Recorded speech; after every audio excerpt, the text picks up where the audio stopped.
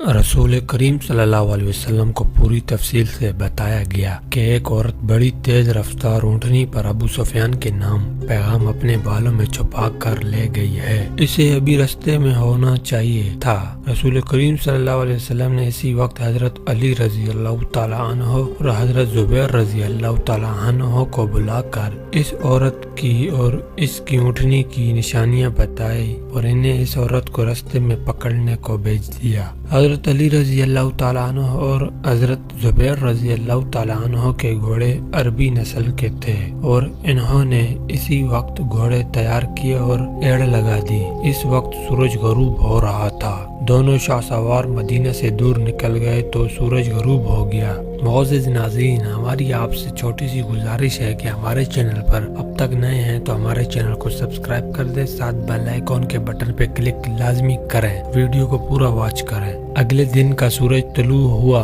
तो हजरत अली रजी अल्लाह तआला अन्हु हजरत जुबैर रजी अल्लाह तआला अन्हु के घोड़े मदीना में दाखिल हुए। इनके दरमियान एक ऊँटनी थी जिस पर एक औरत सवार थी। मदीना के कई लोगों ने इस औरत को पहचान लिया। इसे रसूल करीम सल्लल्लाहु अलैहि वसल्लम के पास ले गए। इसके बालों से जो पैगाम निकाला गया था वो हजूर सल्लल्लाहु अलैहि वसल्लम के हवाले किया गया। आप सल्लल्लाहु अलैहि वसल्लम ने पैगाम पढ़ा तो चेहरा लाल हो गया। ये बड़ा ही खतरनाक पैगाम था। इस औरत ने इकबाल जुर्म कर लिया और पैगाम देने वाले यहूदी का नाम भी बता दिया। रसूल अकरम सल्लल्लाहु अलैहि वसल्लम ने इस औरत को सजाए मौत दे दी, लेकिन यहूदी इसके घर से गायब हो गया था। अगर यह पैगाम मक्का पहुंच जाता तो मुसलमानों का अंजाम बहुत बुरा होता। मक्का पर फौज कशी की क़यादत रसूल अल्लाह सल्लल्लाहु अलैहि वसल्लम फरमा रहे थे। रसूल अल्लाह सल्लल्लाहु अलैहि वसल्लम ने तैयारियों का जायजा लिया और कूच का हुक्म दे दिया। इस इस्लामी लश्कर की तादाद 10,000 प्यादा और सवार थी।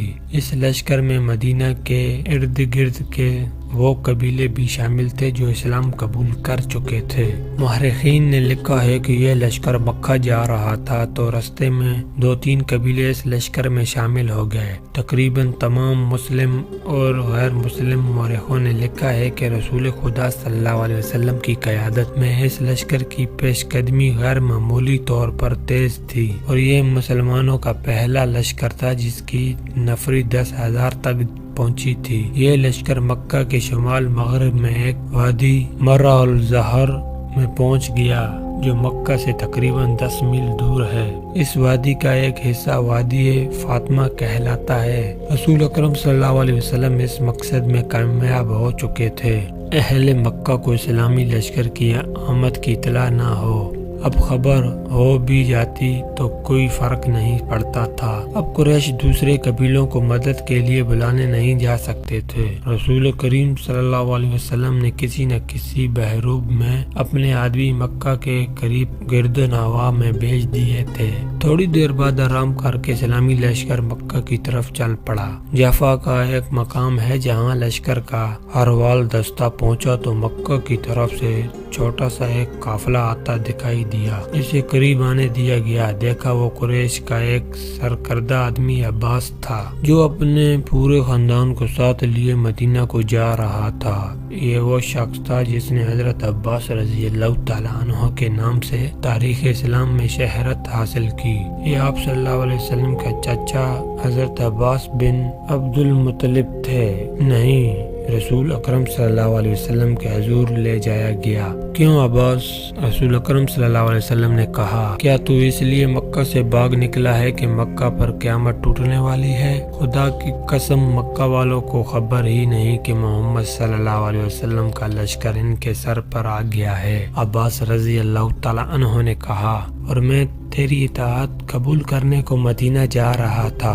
मेरी नहीं। अब्बास रजी अल्लाह तआला अन्हु ने रसूल खुदा सल्लल्लाहु अलैहि वसल्लम से कहा, इताअत इस अल्लाह की कबूल करो जो वादहू ला शरीक है और वही इबादत के लायक है। मैं इसका भेजा हुआ रसूल हूँ। हजरत अब्बास रजी अल्लाह तआला अन्हु ने इस्लाम कबूल कर लिया। रसूल करीम सल्लल्लाहु अलैहि वसल्लम ने इन्हें गले लगा लिया। अब्बास बिन अब्दुल मुत्तलिब रज़ी अल्लाह तआला अन्हु आप सल्लल्लाहु अलैहि वसल्लम से तकरीबन 3 साल बड़े थे और आप सल्लल्लाहु अलैहि वसल्लम बचपन में کے ساتھ کھیلا کرتے تھے۔ حضرت عباس رضی اللہ تعالیٰ عنہ قبول اسلام کے وقت کے حوالے سے اختلاف پایا جاتا ہے۔ مشہور قول یہ ہے کہ آپ رضی اللہ تعالیٰ عنہ غزوہ خیبر کے بعد اسلام قبول کر چکے تھے اور حضور صلی اللہ علیہ وسلم کی ہدایات پر ہی آپ تک مکہ میں مقیم تھے۔ آپ صلی اللہ علیہ وسلم کو مسرت سے ہوئی کہ اہل قریش مکہ میں بے فکر اور بے غم بیٹھے تھے۔ حضرت عباس رضی اللہ تعالیٰ عنہ نے جب یہ صورتحال دیکھی تو انہوں نے رسول خدا صلی اللہ علیہ وسلم سے کہا، اہل قریش آخر ہمارا اپنا خون ہے، 10,000 کے اس لشکر کے قدموں میں قریش کے بچے اور عورتیں بھی کچل لے جائیں گے۔ عباس رضی اللہ تعالیٰ عنہ نے رسول خدا صلی اللہ علیہ وسلم کو یہ بھی بتایا کہ قریش میں اسلام کی قبولیت کی ایک لہر پیدا ہو گئی ہے، کیا یہ مناسب نہ ہوگا کہ انہیں صلح کا ایک اور موقع دیا جائے؟ رسول اکرم صلی اللہ علیہ وسلم نے عباس رضی اللہ تعالیٰ عنہ سے کہا وہی مکہ جائیں اور ابو سفیان سے کہیں کہ مسلمان مکہ پر قبضہ کرنے آ رہے ہیں، اگر اہل مکہ نے مقابلہ کیا تو کسی کو زندہ نہیں چھوڑا جائے گا، مکہ شہر مسلمانوں کے حوالے کر دیا جائے۔ رسول اکرم صلی اللہ علیہ وسلم نے عباس رضی اللہ تعالیٰ عنہ کو نہ صرف مکہ جانے کی اجازت دی بلکہ انہیں اپنا خنجر بھی دیا جو آپ صلی اللہ علیہ وسلم گھوڑے کے علاوہ اپنے ساتھ رکھتے تھے۔ ابو سفیان مدینہ سے جو تاثر لے کر گیا تھا وہ اس کے لیے بڑا ہی ڈراؤنا اور خطرناک تھا۔ وہ تجربے کار آدمی تھا، وہ مسلمانوں کی شجاعت اور عزم کی پختگی سے بھی واقف تھا۔ اسے ہر لمحہ دھڑکا لگا رہتا تھا کہ مسلمان مکہ پر حملہ کریں گے۔ اس کی بیوی ہند، اس کے سالار اکرمہ اور صفوان اس کا حوصلہ بڑھاتے رہتے تھے، لیکن اسے اپنے ذاتی وقار کی اور اپنے قبیلے کی تباہی نظر آ رہی تھی۔ وہ ہر وقت بے چین رہنے لگا تھا۔ ایک روز وہ اس قدر بے چین ہوا کہ گھوڑے پر سوار ہو کر مکہ سے باہر چلا گیا۔ اس کی کوئی حس اسے بتا رہی تھی کہ کچھ ہونے والا ہے۔ اس کے دل پر گھبراہٹ طاری ہوتی چلی گئی۔ اس نے اپنے آپ سے کہا کہ ہوگا یہی کہ مسلمان مکہ پر حملہ کرنے آ جائیں گے۔ یہ سوچ کر وہ یہ دیکھنے کے لیے مدینہ کے راستے پر ہو لیا کہ مدینہ کی فوج آ ہی تو نہیں گئی۔ اسے ایسے محسوس ہو رہا تھا جیسے ہوا کی بو بھی بدلی سی ہے۔ وہ ان سوچوں میں گم مکہ سے چند میل دور نکل گیا۔ اسے عباس رضی اللہ تعالیٰ عنہ ایک خچر پر سوار اپنی طرف آتے دکھائی دیتے۔ وہ رک گیا۔ عباس اس نے پوچھا، کیا تم اپنے پورے خاندان کے ساتھ نہیں گئے تھے؟ واپس کیوں آ گئے ہو؟ میرے خاندان کی مت پوچھ ابو سفیان، عباس رضی اللہ تعالیٰ عنہ نے کہا۔ مسلمانوں کے 10,000 پیادہ گھڑ سواروں اور 76 سواروں کا لشکر مکہ کے اتنا قریب پہنچ چکا ہے جہاں سے چھوڑے ہوئے تیر مکہ کے دروازوں میں لگ سکتے ہیں۔ کیا تو مکہ کو اس لشکر سے بچا سکتا ہے؟ کسی کو مدد کے لیے بلا سکتا ہے؟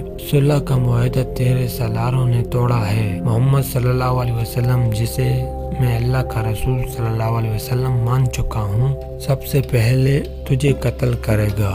اگر تو میرے ساتھ رسول خدا صلی اللہ علیہ وسلم کے پاس چلے تو میں تیری جان بچا سکتا ہوں۔ خدا کی قسم میں جانتا ہوں مجھ پر یہ وقت بھی آئے گا۔ ابو سفیان نے کہا، چل میں تیرے ساتھ چلتا ہوں۔ شام کے بعد عباس رضی اللہ تعالیٰ عنہ کو ساتھ لیے ہوئے مسلمانوں کو پڑاؤ میں داخل ہوئے۔ حضرت عمر رضی اللہ تعالیٰ عنہ کے کیمپ کے پہرے داروں کو دیکھتے پھر رہے تھے۔ انہوں نے ابو سفیان کو دیکھا تو آگ بگولا ہو گئے، کہنے لگے کہ اللہ کے دین کا یہ دشمن ہمارے پڑاؤ میں رسول اللہ صلی اللہ علیہ وسلم کی اجازت کے بغیر آیا ہے۔ عمر رضی اللہ تعالیٰ عنہ رسول اللہ صلی اللہ علیہ وسلم کے خیمے کی طرف دوڑ پڑے۔ وہ ابو سفیان کے قتل کی اجازت لینے گئے تھے، لیکن عباس رضی اللہ تعالیٰ عنہ بھی پہنچ گئے۔ رسول اکرم صلی اللہ علیہ وسلم نے انہیں صبح آنے کو کہا۔ عباس رضی اللہ تعالیٰ عنہ نے ابو سفیان کو رات اپنے پاس رکھا۔ ابو سفیان صبح رسول کریم صلی اللہ علیہ وسلم نے ابو سفیان سے پوچھا، کیا تو جانتا ہے کہ اللہ وحدہ لا شریک ہے اور وہی معبود ہے اور وہی ہم سب کا مددگار ہے؟ میں نے یہ ضرور مان لیا ہے کہ جن بتوں کی عبادت میں کرتا رہا ہوں وہ بتوں کے سوا کچھ بھی نہیں۔ ابو سفیان نے کہا وہ میری کوئی مدد نہیں کر سکتے، پھر یہ کیوں نہیں مان لیتے کہ میں اس اللہ کا رسول ہوں جو معبود ہے؟ رسول کریم صلی اللہ علیہ وسلم نے پوچھا میں شاید یہ نہ مانوں کہ تم اللہ کے رسول اللہ کے رسول ہو۔ ابو سفیان ہاری ہوئی آواز میں بولا۔ ابو سفیان عباس رضی اللہ تعالیٰ عنہ نے قہر بھری آواز میں کہا کیا تو میری تلوار سے اپنا سر تن سے جدا کرانا چاہتا ہے؟ عباس رضی اللہ تعالیٰ عنہ نے رسول کریم صلی اللہ علیہ وسلم سے کہا یا رسول اللہ، ابو سفیان ایک قبیلے کا سردار ہے، باوقار اور خود دار بھی ہے، یہ ملتجی ہو کے آیا ہے۔ ابو سفیان پر کچھ ایسا اثر ہوا کہ اس نے بے اختیار کہا محمد اللہ کے رسول ہیں، میں نے تسلیم کر لیا، میں نے مان لیا، جاؤ۔ رسول کریم صلی اللہ علیہ وسلم نے کہا مکہ میں اعلان کر دو کہ مکہ کے وہ لوگ مسلمانوں کی تلواروں سے محفوظ رہیں گے جو ابو سفیان کے گھر میں داخل ہو جائیں گے، اور وہ لوگ محفوظ رہیں گے جو مسجد میں داخل ہو جائیں گے، اور وہ لوگ محفوظ رہیں گے جو اپنے دروازے بند کر کے اپنے گھروں میں رہیں گے۔ ابو سفیان رضی اللہ تعالی عنہ اسی وقت مکہ کو روانہ ہو گئے، اور رسول اکرم صلی اللہ علیہ وسلم نے صحابہ اکرام رضی اللہ تعالی عنہ کے ساتھ اس مسئلے پر تبادلہ خیال شروع کر دیا کہ مکہ میں اکرم اور صفوان جیسے ماہر اور دلیر سالار موجود ہیں، وہ مقابلے کے بغیر مکہ پر قبضہ نہیں ہونے دیں گے۔ اونٹ بہت تیز دوڑا چلا آ رہا تھا، جب وہ مکہ کے قریب پہنچا تو اس کے سوار نے چلانا شروع کر دیا۔ عزیہ اور حبل کی قسم، مدینہ والوں کا لشکر مرع الظہر میں پڑاؤ کیے ہوئے ہے، اور میں نے اپنے سردار ابو سفیان کو وہاں جاتے ہوئے دیکھا ہے۔ اہل قریش ہوشیار ہو جاؤ، محمد صلی اللہ علیہ وسلم کا لشکر آ رہا ہے۔ اس نے اونٹ کو روکا اور اسے بٹھا کر اترنے کے بجائے اس کی پیٹھ سے کود کر اترا۔ اس کی پکار جس نے سنی وہ دوڑا آیا۔ وہ گھبراہٹ کے عالم میں یہی کہے جا رہا تھا کہ مدینہ کا لشکر مرع الظہر تک آن پہنچا ہے اور ابو سفیان کو اس لشکر کے پڑاؤ کی طرف جاتے دیکھا ہے۔ مکہ کے لوگ اس کے ارد گرد اکٹھے ہوتے چلے گئے۔ ابو حسنہ، ایک معمر آدمی نے اس سے پوچھا تیرا دماغ صحیح نہیں یا تو جھوٹ بول رہا ہے؟ میری بات کو جھوٹ سمجھو گے تو اپنے انجام کو بہت جلد پہنچ جاؤ گے۔ شتر سوار ابو حسنہ نے کہا کسی سے پوچھو ہمارا سردار ادھر کیوں گیا ہے؟ اس نے پھر چلانا شروع کر دیا۔ ایک قبیلہ قریش مسلمان اچھی نیت سے نہیں آئے۔ ابو حسنہ کا واویلا مکہ کی گلیوں سے ہوتا ہوا ابو سفیان رضی اللہ تعالیٰ عنہ کی بیوی ہند کے کانوں تک پہنچا۔ وہ آگ بگولا ہو کے باہر آئی اور اس ہجوم کو چیرنے لگی جس نے ابو حسنہ کو گھیر رکھا تھا۔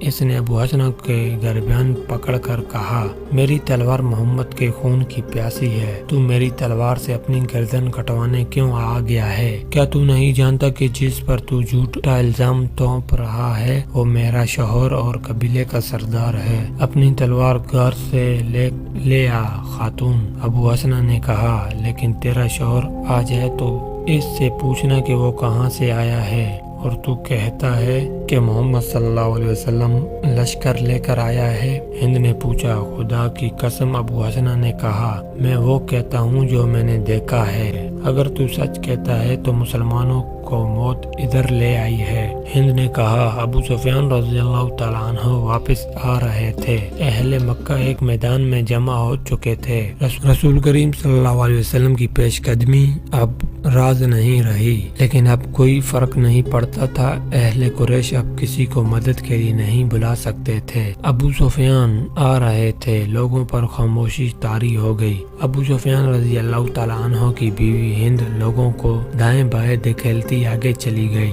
اس کے چہرے پر غضب اور قہر تھا اور اس کی آنکھوں سے جیسے شعلے نکل رہے تھے۔ ابو سفیان رضی اللہ تعالیٰ عنہ نے لوگوں کے سامنے آ کر گھوڑا روکا۔ انہوں نے اپنی بیوی کی طرف توجہ نہ دی۔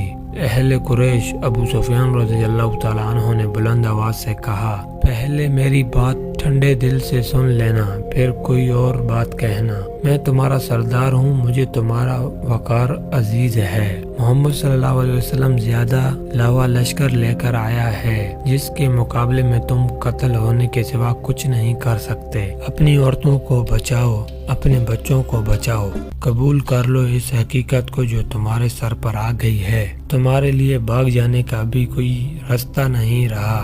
ہمیں یہ بتا ہمارے سردار، ہم کیا کریں؟ لوگوں میں سے کسی کی آواز آئی، محمد صلی اللہ علیہ وسلم کی اطاعت قبول کر لینے کے سوا کوئی راستہ نہیں۔ ابو سفیان نے کہا، خدا کی قسم مسلمان ہمیں پھر بھی نہیں بخشیں گے۔ ایک اور آواز اٹھی، وہ اپنے مقتولوں کا بدلہ لیں گے، وہ سب سے پہلے تمہیں قتل کریں گے۔ احد میں تمہاری بیوی نے ان کی لاشوں کو چیر پھاڑا تھا، ہند الگ کھڑی پھنگار رہی تھی۔ میں تم سب کی سلامتی کی ضمانت لے آیا ہوں۔ ابو سفیان نے کہا، میں محمد صلی اللہ علیہ وسلم سے مل کر آ رہا ہوں۔ اس نے کہا کہ تم میں سے جو میرے گھر آ جائے گا وہ مسلمانوں کے جبر و تشدد سے محفوظ رہے گا۔ کیا مکہ کے سب لوگ تمہارے گھر میں سما سکتے ہیں؟ کسی نے پوچھا۔ نہیں، ابو سفیان نے کہا۔ محمد صلی اللہ علیہ وسلم نے کہا کہ جو لوگ اپنے گھروں سے باہر نہیں نکلیں گے اور ان کے دروازے بند رہیں گے، ان پر بھی مسلمان ہاتھ نہیں اٹھائیں گے، اور جو لوگ خانہ کعبہ خدا کے اندر چلے جائیں گے ان کو بھی مسلمان اپنا دوست سمجھیں گے۔ وہ دشمن صرف اسے جانیں گے جو ہتھیار لے کر باہر آئے گا۔ ابو سفیان گھوڑے سے اتر آئے اور بولے، تمہاری عزت اسی میں ہے کہ تم دوستوں اور بھائیوں کی طرح ان کا استقبال کرو۔ ابو سفیان قریش کے مشہور سالار اکرمہ اور نے للکار کر کہا، ہم اپنے قبیلے کے قاتلوں کا استقبال تلواروں اور برچھیوں سے کریں گے، ہمارے تیر ان کا استقبال مکہ سے دور کریں گے۔ قریش کے دوسرے دلیر اور تجربے کار سالار صفوان نے کہا، ہمیں اپنے دیوتاؤں کی قسم، ہم دروازے بند کر کے اپنے گھروں میں بند نہیں رہیں گے۔ حالات کو دیکھو اکرمہ، ابو سفیان نے کہا۔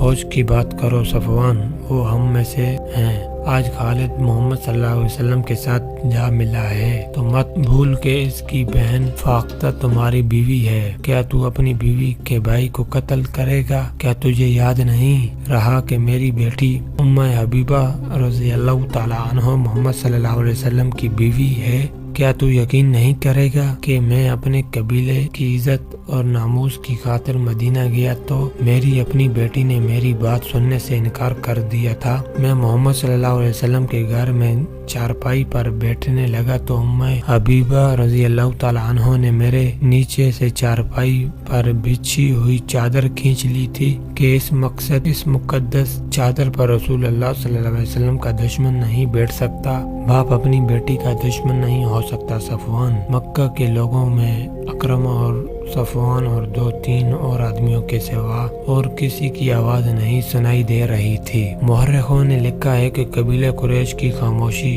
ظاہر کرتی تھی کہ ان لوگوں نے ابو سفیان کا مشورہ قبول کر لیا ہے۔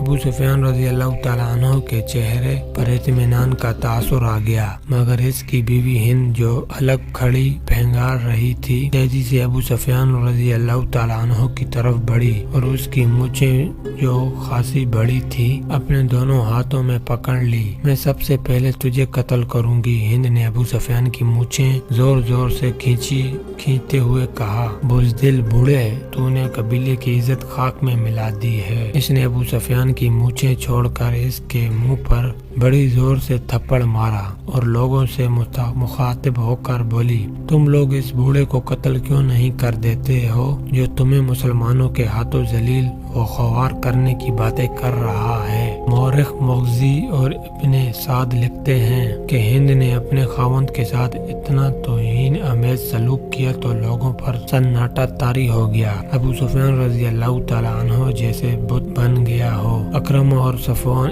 ان کے درمیان آ گئے۔ ہم لڑیں گے ہند، صفوان نے کہا، اسے جانے دیں، اس پر محمد صلی اللہ علیہ وسلم کا جادو چل گیا ہے۔ ابو سفیان خاموش رہے۔ شام تک اہل قریش दो हिस्सों में बंट चुके थे। ज्यादातर लोग लड़ने के हक में नहीं थे, बाकी सब अकरमा, सफवान और हिंद का साथ दे रहे थे। शाम के बाद सफवान अपने घर गया। इसकी बीवी, जिसका नाम फाख्ता था, खालिद बिन वलीद की बहन थी। वो भी अबू सुफियान रजी अल्लाह तआला अन्हु की बातें सुन चुकी थी। क्या मैंने ठीक सुना है कि तुम अपने कबीले के सरदार की नाफरमानी कर रहे हो? फाख्ता ने सफवान से पूछा। अगर फर्मा बरदारी करता हूँ तो पूरे कबीले का वकार तबाह होता है। कबीले का सरदार बुज़दिल हो जाए तो कबीले वालों को बुज़दिल नहीं होना चाहिए। सरदार अपने कबीले के दुश्मन को दोस्त बना ले तो वो कबीले का दोस्त नहीं हो सकता। क्या तुम मुसलमानों का मुकाबला करोगे? फाख्ता ने पूछा। तो क्या तुम ये पसंद करोगी कि तुम्हारा शौहर अपने घर के दरवाजे बंद करके अपनी बीवी के पास बैठ जाए और दुश्मन इसके दरवाजे के सामने दन दनाता फिरे? क्या मेरे बाजू टूट गए हैं? क्या मेरी तलवार टूट गई? क्या तुम इस लाश को पसंद नहीं करोगी जो तुम्हारे घर में लाई जाएगी और सारा कबीला कहेगा कि ये है तुम्हारे खावंद की लाश जो बड़ी बहादुरी से लड़ता हुआ मारा गया है? या तुम इस शौहर को पसंद करोगी जो तुम्हारे पास बैठा रहेगा और लोग तुम्हें कहेंगे कि ये है एक बुज़दिल और बेवकार आदमी की बीवी जिसने अपनी बस्ती और इबादत गाह अपने दुश्मन के हवाले कर दी? तुम मुझ हाल में देखना पसंद करोगी? मैंने तुम पर हमेशा फख्र किया है सफवान, फाख्ता ने कहा। औरतें मुझे कहती हैं कि तुम्हारा खावंद कबीले की आंख का तारा है, लेकिन अब हालात कुछ और हैं। तुम्हारा साथ देने वाले बहुत थोड़े हैं। सुना है मदीना वालों की तादाद बहुत ज्यादा है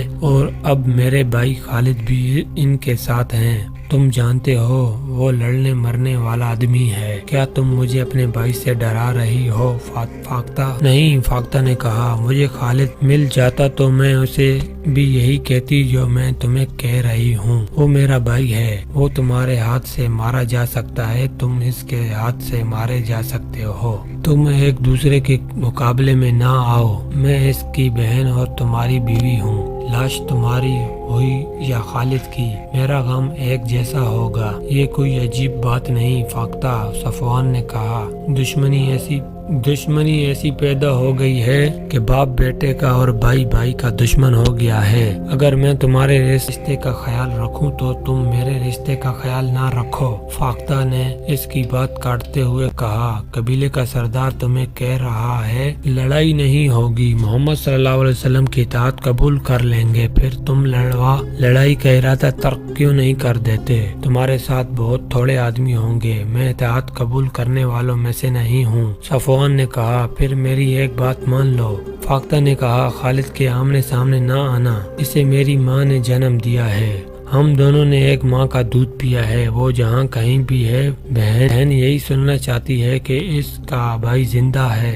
मैं बेवा नहीं होना चाहती सफवान। फिर अपने भाई से जाके कहूँ कि मक्का के करीब ना आए। सफवान ने कहा। वो मेरे सामने आएगा तो हमारे रिश्ते खत्म हो जाएंगे। फाख्ता के आंसू सफवान के इरादों को जरा भी मुतज़ला न कर सके। रसूल करीम सल्लल्लाहु अलैहि वसल्लम ने एक और इंतजाम किया। इन्होंने चंद एक आदमी मुख्तलिफ बहरूपों में ले लिया। जासूसी का ये इख्तिताम इसलिए किया गया था कि कुरैश अपने दोस्त कबाइल को मदद के लिए ना बुला सके। दूसरे ही दिन 2 शितर सवारों को पकड़ा गया जो आम से मुसाफिर मालूम होते थे। इन्हें मुसलमानों के पड़ाव में ले जाया गया। 1-2 धमकियां देने से डर कर इन्होंने अपनी असलियत जाहिर कर दी।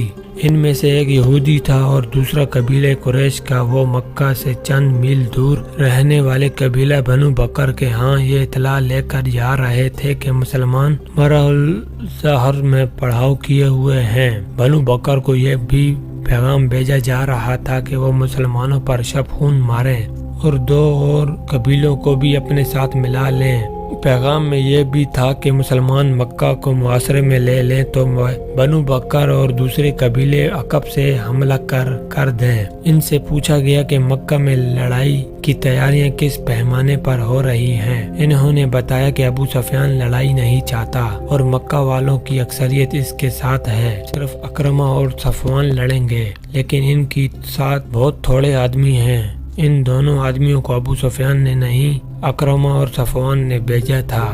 رسول کریم صلی اللہ علیہ وسلم نے اپنے سالاروں وغیرہ سے کہا کہ مکہ میں یہ فرض کر کے داخل ہوا جائے گا کہ قریش شہر کے دفاع میں لڑیں گے۔ آپ صلی اللہ علیہ وسلم نے اپنی فوج کو 4 حصوں میں تقسیم کیا۔